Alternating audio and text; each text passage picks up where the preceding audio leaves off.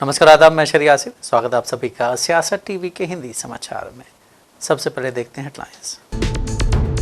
दुकानदारों और रिक्शा चालकों के लिए संजय राउत ने जताया खेद का अयोध्या वालों के धंधे पूरी तरह हो गए चौपट। दिल्ली के ओखला में वोटर लिस्ट से नाम काटने पर आप विधायक अमरतुल्ला खान ने लगाया आरोप, कहा 1.5 लाख वोट काटने की साजिश। लखनऊ में वन नेशन वन इलेक्शन पर संयुक्त संसदीय समिति का गहन मंथन, कानून व्यवस्था समेत कई विषयों पर चर्चा। मौलाना ने सीएम योगी को लिखी चिट्ठी, कहा वक्फ की पर्दे खोली तो देश का सबसे बड़ा जमीन घोटाला आएगा सामने। कांग्रेस की साइकिल यात्रा शुरू, नीट की गड़बड़ियों पर शिक्षा मंत्री के इस्तीफे की मांग। यूएस ईरान तनाव के बीच डोनाल्ड ट्रंप का बड़ा दावा, बोले नए सुप्रीम लीडर मुस्तफा खामनेई 90% खत्म। अब समाचार विस्तार से।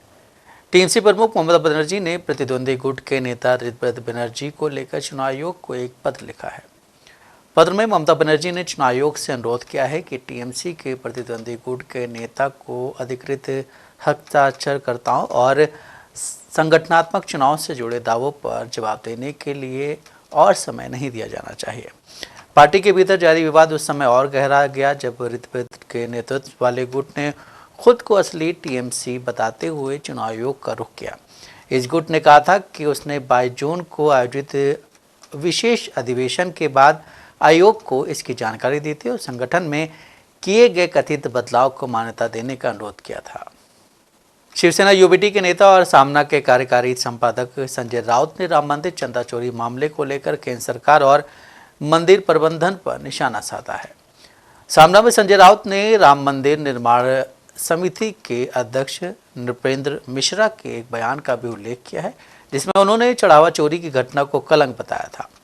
राउत ने कहा है कि मिश्रा ने मामले पर केवल खेद जताया, लेकिन क्या केवल भावनाएं व्यक्त करने से बात बनेगी? बात तो तब बनेगी जब इस मामले में जिम्मेदार लोगों के खिलाफ कड़ी कार्रवाई होगी। राउत ने अपने लेख में दावा किया है कि राम मंदिर की इस लूट का दायरा बहुत बड़ा है और पिछले 12-13 सालों में राम मंदिर परियोजना के नाम पर लगभग 14,000 करोड़ रुपए जुटाए गए हैं, जिसका हिसाब कोई नहीं देता है। दिल्ली की एक कोर्ट ने 2020 के नॉर्थ ईस्ट दिल्ली दंगों के दौरान इंटेलिजेंस ब्यूरो के चीफ अंकित शर्मा की हत्या के लिए आपके पूर्व पार्षद ताहिर हुसैन को दोषी ठहराया, जिसके कुछ घंटों बाद अंकित के पिता ने बताया कि वो खुश हैं कि जज ने एक पिता के बेटे के बिना रहने के दर्द को समझा।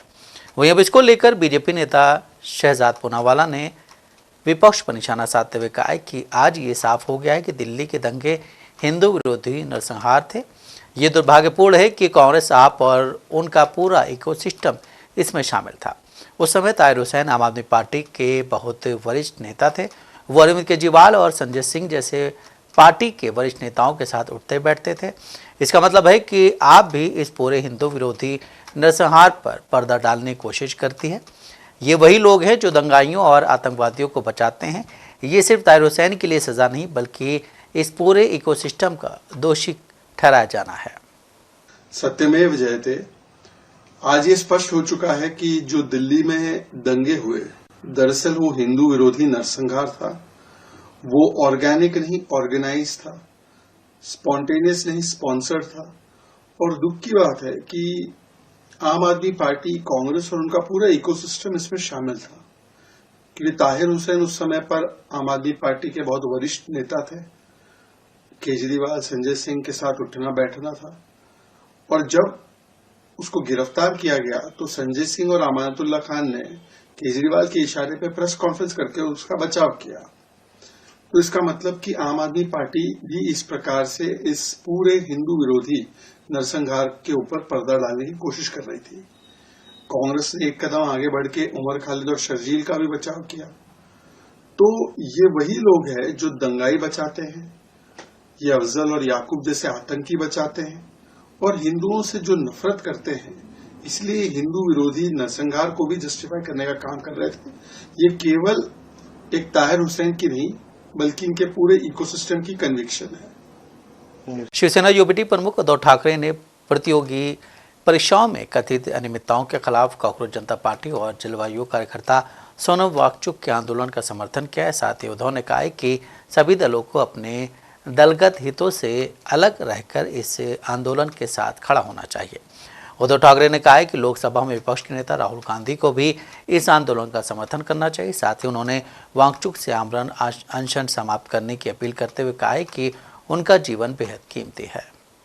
वहीं असम सरकार ने पिछले 2 साल में अवैध बांग्लादेशियों पर बड़ी कार्रवाई की है। 1600 से ज़्यादा अवैध प्रवासियों को असम से वापस बांग्लादेश भेजा गया। इस बात की जानकारी असम का मुख्यमंत्री हेमंता बिस्वा शर्मा ने दी है।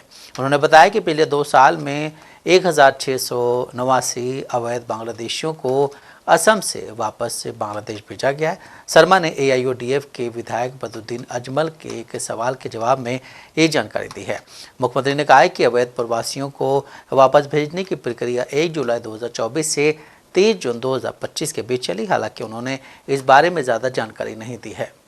दिल्ली में आम आदमी पार्टी के ओखला से विधायक अमानतुल्लाह खान ने दिल्ली में चल रही SIR प्रक्रिया पर गंभीर सवाल उठाए हैं।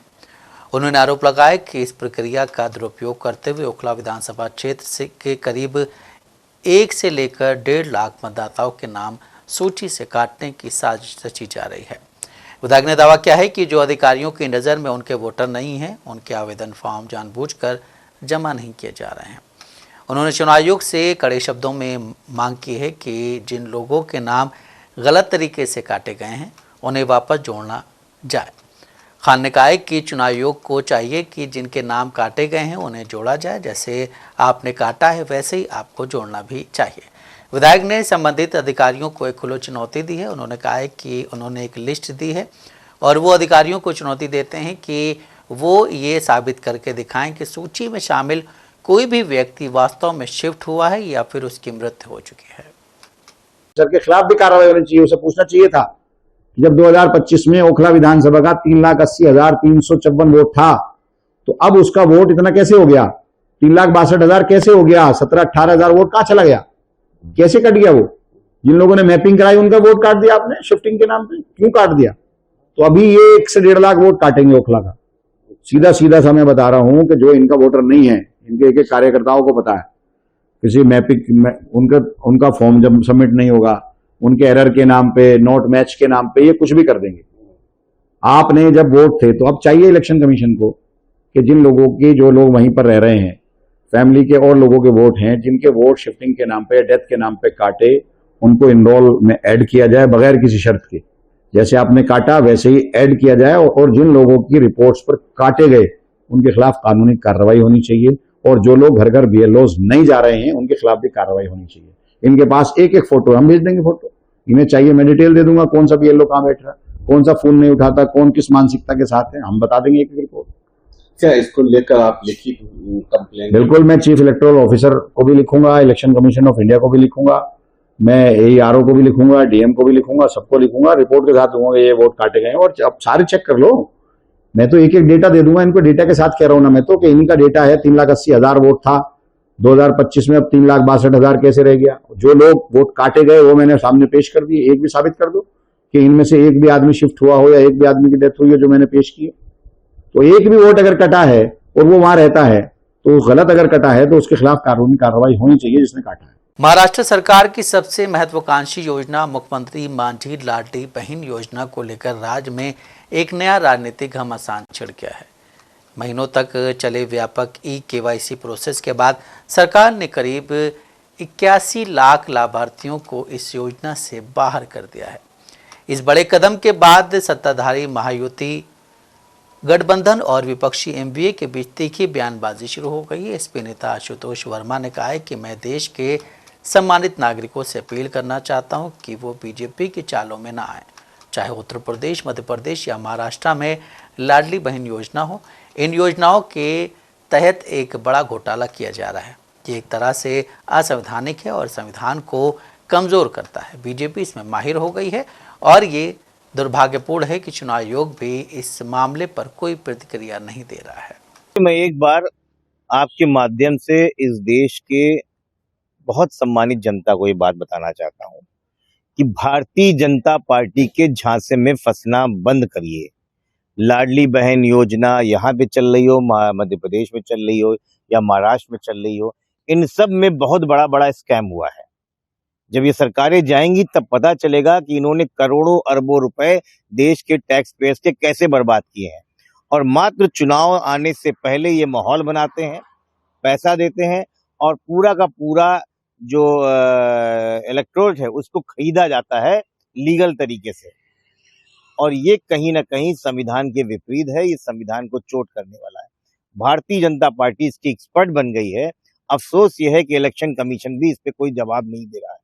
आप बिहार का चुनाव देख लीजिए, आप मध्य प्रदेश का चुनाव देख लीजिए, आप महाराष्ट्र का चुनाव देख लीजिए, जिस प्रकार के मतदाताओं के अकाउंट में पैसे डाल के चुनाव के पहले ये चुनाव की लूट करते हैं, ये वोटों की लूट करते हैं, ये बेहद शर्मनाक है और भारतीय लोकतंत्र के लिए खतरा भी है। सर, एसएसबी ने नेपाल संसद की संयुक्त संसदीय समिति ने लखनऊ में अपने 3 दिवसीय अध्ययन दौरे के दौरान विभिन्न पक्षों से संवाद शुरू कर दिया है।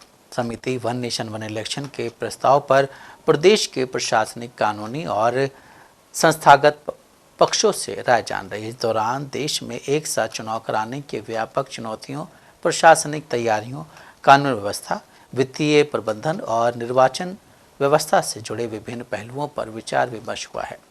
इसी को लेकर अब केशव प्रसाद मौर्य का बयान है। उन्होंने कहा है कि वन नेशन वन इलेक्शन के विषय पर ये एक बहुत महत्वपूर्ण विषय है, देश के हित में है।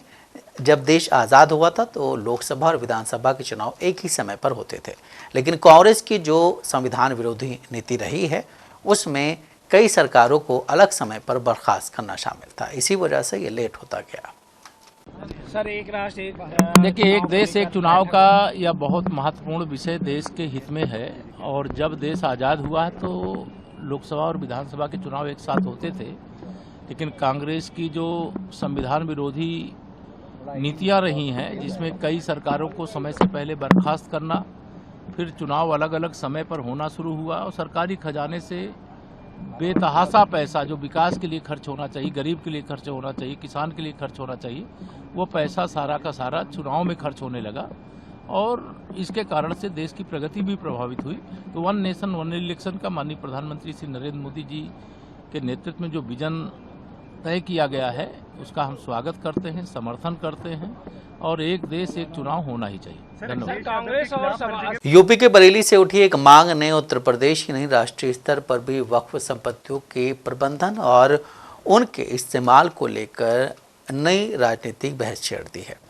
ऑल इंडिया मुस्लिम जमात के राष्ट्रीय अध्यक्ष मौलाना शहाबुद्दीन रिजवी बरेलवी ने दावा किया है कि यदि वक्फ बोर्ड के निष्पक्ष और व्यापक जांच कराई जाए तो देश के सबसे बड़े भूमि घोटालों में से एक का खुलासा हो सकता है। इसी दावे के साथ उन्होंने उत्तर प्रदेश के मुख्यमंत्री योगी आदित्यनाथ को पत्र भेजकर सुन्नी और शिया दोनों वक्फ बोर्डों की जांच कराने की मांग की है। देखिए, मुख्यमंत्री योगी आदित्यनाथ जी आजकल सभाओं में वक्फ बोर्ड को लेकर के काफ़ी चर्चा कर रहे हैं। इस सिलसिले में मैंने मुख्यमंत्री जी को एक पत्र लिखा है और ये इस पत्र के जरिए मैंने मांग की है कि वक्फ बोर्ड, सुन्नी वक्फ बोर्ड और शिया वक्फ बोर्ड, इन दोनों की जांच कराएं। इसलिए कि ये सिर्फ खालिस मजहबी और शरई मसला है, मुसलमानों से मुताल्लिक है। और हमारे बुजुर्गों ने जिस मकसद के लिए ज़मीनें वक्फ की थी, उनका मकसद था कि गरीब, कमज़ोर, लाचार, यतीम और बेवाओं की मदद की जाए। इससे होने वाली आमदनी से स्कूल, कॉलेज, हॉस्पिटल, मस्जिद और मदरसे बनाए जाएं, दीन का काम और कौम के काम किए जाएं।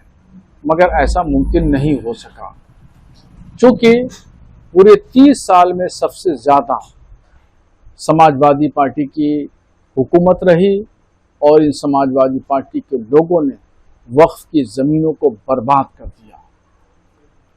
3 मरतबा मुलायम सिंह यादव मुख्यमंत्री रहे, एक बार अखिलेश यादव मुख्यमंत्री रहे और इन 4 बार के कार्यकाल में आजम खां हमेशा अल्पसंख्यक और वक्फ मंत्री रहे। उन्होंने अपने चहीतों को वक्फ बोर्ड का चेयरमैन बनवाया, मेंबर बनाया और अधिकारियों की नियुक्तियां की।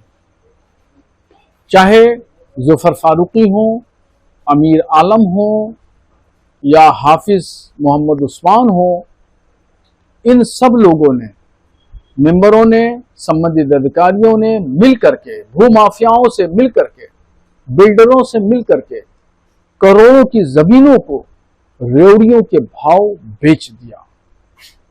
इसलिए इन सब की जांच होना बहुत जरूरी है। इन लोगों ने अपने अपने आलीशान महल बनवाए, शॉपिंग कम्प्लेक्स बनवाए, शादी हाल बनवाए, मगर वाकिफ की मंशा के खिलाफ सारा काम किया और एक पैसा भी गरीब मुसलमानों को नहीं दिया गया। न यतीमों की सरपरस्ती की गई, न बेवाओं की मदद की गई। जबकि मेरा दावा है कि अगर वक्फ की जमीनों की आमदनी मुसलमानों को दी जाती तो पूरे भारत में एक भी मुसलमान गरीब नहीं होता और कोई भी मुसलमान ट्रेन में, बस में, चौराहों पे भीख मांगता हुआ नजर नहीं आता।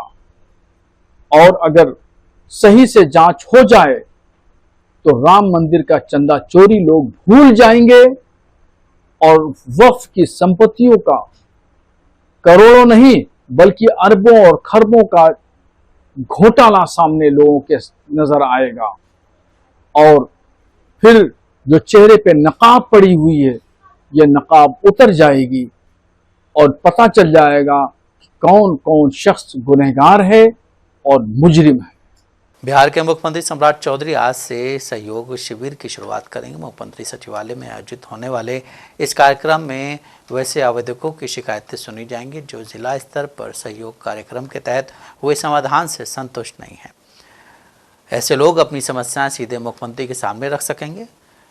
पूर्व मुख्यमंत्री नीतीश कुमार के जनता दरबार के तर्ज पर मुख्यमंत्री सम्राट चौधरी लोगों की शिकायतें सुनेंगे और उसके समाधान के लिए मौके पर ही कार्रवाई करेंगे। वहीं अब इसको लेकर बिहार के बीजेपी अध्यक्ष संजय ने बिहार के मुख्यमंत्री सम्राट चौधरी के जनता दरबार कार्यक्रम पर कहा है कि मुख्यमंत्री को आम लोगों के प्रति चिंता है कि आम लोगों की चिंता का समाधान किया जाए। देखिए, माननीय मुख्यमंत्री की चिंता आम लोगों के प्रति है, कैसे आम लोगों की समस्या का निदान हो।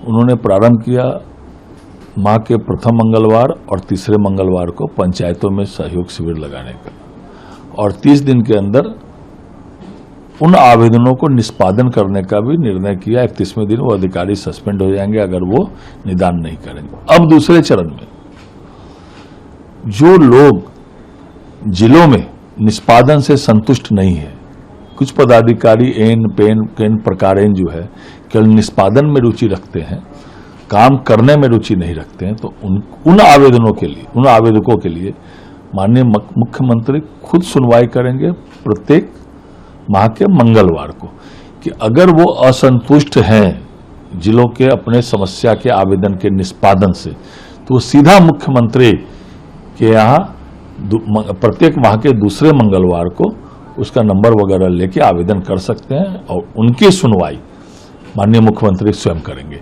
इसका आज से यह प्रारंभ किया गया। बड़ी बात माननीय मुख्यमंत्री की, हमारी सरकार की, एनडीए की आम लोगों के प्रति समस्या के निदान कैसे हो इसकी चिंता है और ये अच्छी शुरुआत है। सर, बिहार बांकीपुर विधानसभा उपचुनाव में तेज प्रताप यादव की पार्टी जेजेडी की प्रत्याशी वीणा मानवी को बीते सोमवार को गिरफ्तार कर लिया गया था। हालांकि कोर्ट से बेल मिल गई थी गिरफ्तारी और फिर बेल के बाद वीणा मालवी ने प्रेस कॉन्फ्रेंस की। इस दौरान वो सरकार पर खूब बरसी। मीना ने नितिन नवीन का नाम लेते हुए कहा कि ये नितिन नवीन की सीट है, उनकी हालत खराब हो गई है। सीएम सम्राट चौधरी का नाम लिए बिना उन्होंने कहा कि जिस पर 7 हत्या का केस है वो सत्ता में बैठे हैं और हम पर जमानती धारा है तो गिरफ्तारी हो रही है। उन्होंने दावा किया है कि उन्हें पूरे दिन मानसिक रूप से प्रताड़ित किया गया। उन्होंने आरोप लगाया कि बीजेपी उनका नामांकन रद्द कराने की कोशिश कर रही है। वीणा मालवी ने कहा कि मैं एक साधारण समाज सेवी हूँ, नामांकन दाखिल करने गई थी तभी प्रशासन ने कहा कि मेरे खिलाफ अरेस्ट वारंट है लेकिन कोई कागज नहीं दिखाया गया है। कांग्रेस की मध्य प्रदेश इकाई के अध्यक्ष जीतू पटवारी ने नीट यूजी परीक्षा के कथित क्वेश्चन पेपर लीक और अन्य गड़बड़ियों को लेकर सत्तारूढ़ बीजेपी पर आज हमला बोला और कहा कि केंद्रीय शिक्षा मंत्री धर्मेंद्र प्रधान को इन गड़बड़ियों की नैतिक जिम्मेदारी लेते हुए अपने पद से इस्तीफा दे देना चाहिए। इंदौर से भोपाल तक निकाली जा रही साइकिल यात्रा युवा स्वाभिमान जेंजी क्लाइवलथॉन की शुरुआत के दौरान पटवारी ने कहा कि प्रवेश और भर्ती परीक्षाओं में बार बार सामने आ रही अनियमितताओं से युवाओं का भविष्य प्रभावित हो रहा है। उन्होंने अन्य गड़बड़ियों के कारण परीक्षा के निरस्त होने को लेकर बीजेपी पर निशाना साधा है। शुरुआत है, ये संकल्प है छात्रों की गूंज का, युवाओं के स्वाभिमान का। 25 साल की बीजेपी की सरकार है प्रदेश में। लगातार मध्य प्रदेश में एग्जाम माफिया, पेपर माफिया, जिस तरीके की नौकरियों में धांधली, जिस तरीके की शिक्षा के पदों में 50% की कमी, प्रोफेसर से लेके सारे लोगों की, ये चिंता का विषय है। ये राजनीतिक यात्रा नहीं है, ये देश के भविष्य को बचाने की, छात्रों के भविष्य को बचाने की, शिक्षा को बचाने की यात्रा है। ये मैसेज है कि एक प्रयास केजी से पीजी तक जो मुफ्त और क्वालिटी वाला एजुकेशन हमें नहीं मिलना चाहिए। हमारा अधिकार है, बच्चों का अधिकार है, अभिभावकों का अधिकार है। जिसके पास पैसा है उसके पास शिक्षा है, जो गरीब है वो मजदूरी है, उसके पास शिक्षा भी नहीं है, अज्ञानता भी है। ये 80 साल के आजादी के बाद है, तो ये चिंता है। मैं मानता हूं कि हमें प्रयास एकमात्र, जो अराजकता है मध्य प्रदेश में शिक्षा को लेकर, जो करप्शन है मध्य प्रदेश में शिक्षा को लेके, जो बार बार एग्जाम्स में धांधली है, वो चाहे नीट की धांधली हो, चाहे अन्य 90 बार मोदी के आने के बाद पेपर लीक हुआ, 50 बार एग्जाम निरस्त हुई। जो माफिया आता है वो बीजेपी का ही क्यों होता है, शिक्षा माफिया? ये सवाल आज प्रदेश के सामने है। राहुल गांधी जी ने पूरे देश में अलग जगाई है गैर राजनीतिक रूप से, कि शिक्षा के माध्यम से सुरक्षा और देश के भविष्य को बचाने का प्रयास राहुल जी कर रहे हैं। हम उसमें अपना योगदान दे रहे हैं। 2 दिनों की साइकिल आज ब्रेक करेंगे, अपने कल भोपाल पहुंचेंगे। भोपाल में क्या कार्यक्रम है? भोपाल में भी एक ही उद्देश्य है, शिक्षा के केजी से पीजी तक फ्री मिले मध्य प्रदेश में। दूसरा प्रयास है कि जो एग्जाम्स की धांधली, चार्टर एजुकेशन का और बार बार भारतीय जनता पार्टी का करप्शन से निजात मिले शिक्षा को। हॉर्मुज स्ट्रेट को लेकर अमेरिका और ईरान के बीच तनाव बढ़ता जा रहा है। इसी बीच अमेरिकी राष्ट्रपति डोनाल्ड ट्रंप ने ईरान के नए सुप्रीम लीडर मुस्तफा खामनेई को लेकर बड़ा सनसनीखेज दावा किया है। ट्रंप ने कहा है कि दिवंगत सर्वोच्च नेता अयतुल्लाह अली खामनेई के बेटे मुस्तफा खामनेई 90% खत्म हो चुके हैं। राष्ट्रपति का ये बयान ऐसे समय आया है जब अमेरिका और ईरान के बीच फिर हमले हुए हैं। एक इंटरव्यू में अमेरिकी राष्ट्रपति डोनाल्ड ट्रंप ने कहा है कि अमेरिका और इजराइल के हालिया संयुक्त सैन्य हमलों ने ईरान की रक्षा व्यवस्था पूरी तरह तबाह कर दी है। ट्रंप ने दावा किया है कि उनके पास अब कोई नौसेना नहीं है, कोई वायुसेना नहीं है, सब खत्म हो चुका है, उनके सभी नेता मारे जा चुके हैं। इस दौरान राष्ट्रपति डोनाल्ड ट्रंप ने यह भी ऐलान किया है कि ईरान के खिलाफ अमेरिका फिर नाकाबंदी लगाएगा। इसके अलावा हॉर्मुज से व्यापारिक जहाज़ों की सुरक्षा रास्ते के लिए शुल्क वसूलेगा। वहीं अब इस पर ईरान ने कड़ी प्रतिक्रिया व्यक्त की। ईरान के विदेश मंत्री अब्बास अरागची ने कहा है कि हॉर्मुज स्ट्रेट की सुरक्षा का ऐतिहासिक और कानूनी अधिकार अमेरिका नहीं बल्कि ईरान के पास है। साथ ही अरागची ने सोशल मीडिया पर लिखा है कि ईरान हमेशा से इस स्ट्रेट का संरक्षक रहा है और हमेशा रहेगा। 20% शुल्क निश्चित रूप से बहुत ज़्यादा है, हम उचित शुल्क लेंगे। हिंदी समाचार यहीं समाप्त होता है। मुझे दें इजाज़त। बाकी खबरों के लिए आप बने रहें सियासत टीवी के साथ।